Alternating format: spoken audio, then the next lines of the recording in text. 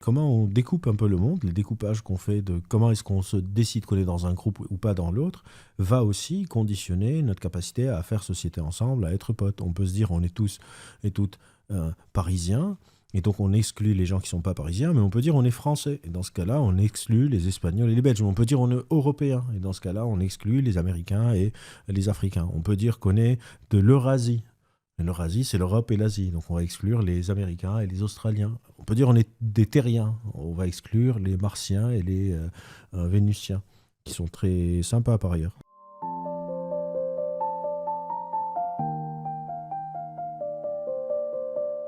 Ça dépend de c'est quoi le sujet. Si je suis en désaccord avec quelqu'un sur qui est le meilleur joueur de basket de tous les temps, euh, évidemment qu'on peut être amis.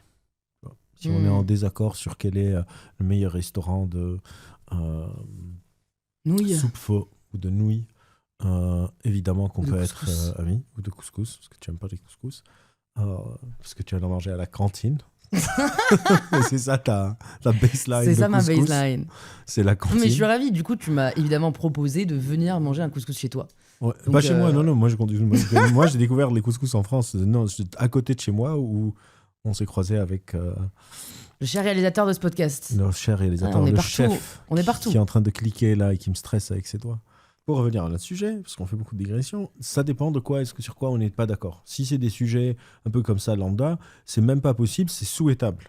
On n'a pas envie, parce que nos horizons se rétrécissent très vite si on est tous tout le temps d'accord, tous et toutes tout le temps d'accord sur tout.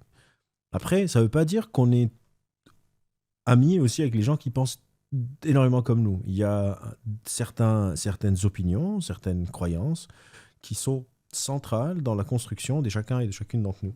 J'ai oublié comment s'appelle ce mec, début des années 2000, autour des années 99, genre des années 90, des années 2000, qui a dit qu'on a tous ce qu'il appelle des valeurs sacrées, des sacred values. Ça n'a rien à voir nécessairement avec la religion, juste c'est des valeurs sur lesquelles on n'est quasiment pas prêt à compromettre, qui sont centrales à notre identité. Et effectivement, si j'ai quelqu'un qui a des valeurs sacrées, en tout cas, j'ai des valeurs sacrées et je suis face à quelqu'un qui ne les respecte pas, qui ne les estime pas, voire qui a des valeurs sacrées lui-même qui sont en opposition avec les miennes, ça va être plus compliqué d'être ami avec cette personne. Ça ne veut pas dire que ce n'est pas possible, on peut toujours essayer d'éviter le sujet. Il y a plein de gens, je sais pas, puisque un membre de ma famille a des opinions très très différentes des miennes qui sont hyper importantes pour moi. On peut décider qu'on partage d'autres trucs par ailleurs et donc on ne parle pas de ces sujets. Après, si j'ai quelqu'un que je rencontre, avec qui je suis pote, et tout d'un coup, il commence tout le temps à parler du même sujet, toute la journée, il veut parler que de ça, etc. Et c'est un truc avec lequel je suis pas d'accord, évidemment, je vais pas être ami avec cette personne. Moi, c'est ça qui me questionne, c'est fondamentalement, on est quand même attiré plus par les personnes qui pensent comme nous.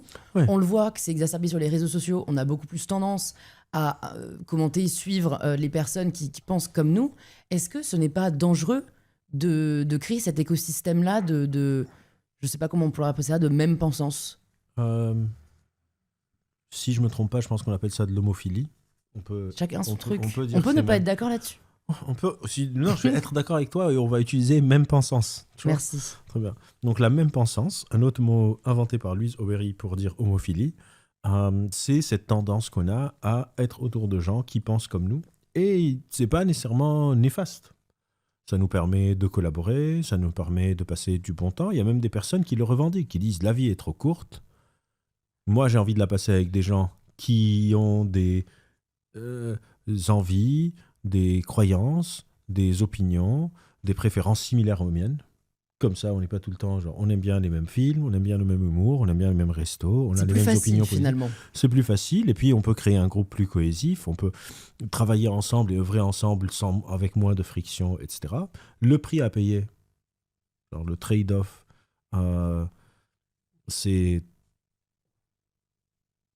qu'on risque de passer à côté de choses qui pourraient potentiellement aussi être super cool, mais on n'est pas en train de s'exposer à des opinions différentes, mais ça a des avantages. Le danger, c'est quand on est dans une sorte de quête de même pensance ou d'homophilie, mais surtout qu'on juge que les personnes qui sont extérieures à notre groupe ben, ils sont moins importants que nous, ils sont moins bons. Donc là, on rentre dans ce qu'on appelle les biais d'endogroupe et d'exogroupe. Donc mon groupe est le meilleur. Limite, ça, c'est pas grave, un peu. Mais surtout que l'exogroupe, les gens qui sont pas de mon groupe, ben, en fait, soit c'est des salauds, soit c'est des connards, soit des machins. On va les essentialiser. Alors que ça dépend aussi du découpage. Par exemple, moi et toi, on peut être dans le même groupe sur euh, une chose. L'appréciation du chocolat. L'appréciation du chocolat. Et on peut être dans deux groupes très différents sur autre chose. Combien tu aimes, je sais pas, les K-dramas. Tu sais que je pensais à la même chose. Tu vois. Ben, on est connectés. Voilà, on peut être dans le même groupe sur comment on est connecté. Et donc, dans ce cas-là, tout dépend de comment est-ce qu'on découpe le monde et comment on découpe un peu le monde. Les découpages qu'on fait de comment est-ce qu'on se décide qu'on est dans un groupe ou pas dans l'autre va aussi conditionner notre capacité à faire société ensemble, à être potes. On peut se dire on est tous et toutes parisiens. Et donc, on exclut les gens qui ne sont pas parisiens, mais on peut dire on est français. Et dans ce cas-là, on exclut les Espagnols et les Belges. On peut dire on est européen. Et dans ce cas-là, on exclut les Américains et les Africains. On peut dire qu'on est de l'Eurasie. Et l'Eurasie, c'est l'Europe et l'Asie. Donc, on va exclure les Américains et les Australiens. On peut dire on est des terriens. On va exclure les Martiens et les Vénusiens, qui sont très sympas par ailleurs. En plus. Voilà. Donc, il ne faut pas les exclure. On les embrasse. Donc, il y a différents niveaux, mais si on revient à la question au sens vraiment le plus littéral, est-ce qu'on peut être ami avec des gens qui ne pensent pas comme nous?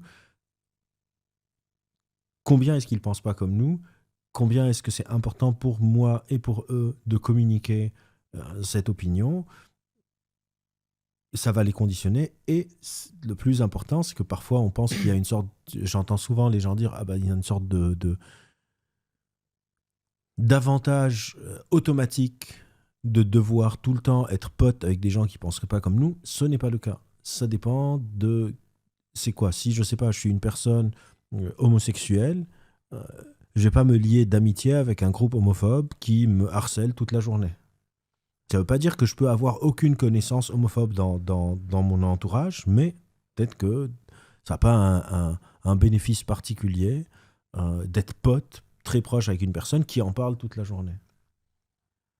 L'exception, je dirais, c'est certaines croyances politiques où on peut être en désaccord sur comment traiter un sujet, mais on est en accord sur l'importance de ce sujet. Par exemple, je ne vais pas ne pas être ami avec quelqu'un qui, tous les deux, on pense que, je ne sais pas, il faut réformer l'éducation, mais on n'est pas d'accord sur comment, ou qu'il faut réduire le chômage, mais elle est plutôt libérale et elle veut, je sais pas, réduire les impôts sur les sociétés, et moi, je suis plutôt, je sais pas, social, et je dis il faut augmenter les aides pour que les personnes qui soient au chômage puissent avoir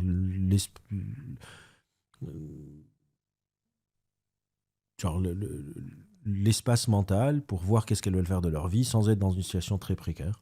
Dans ce cas-là, évidemment qu'il faut qu'on continue à essayer d'être potes, etc., etc., etc.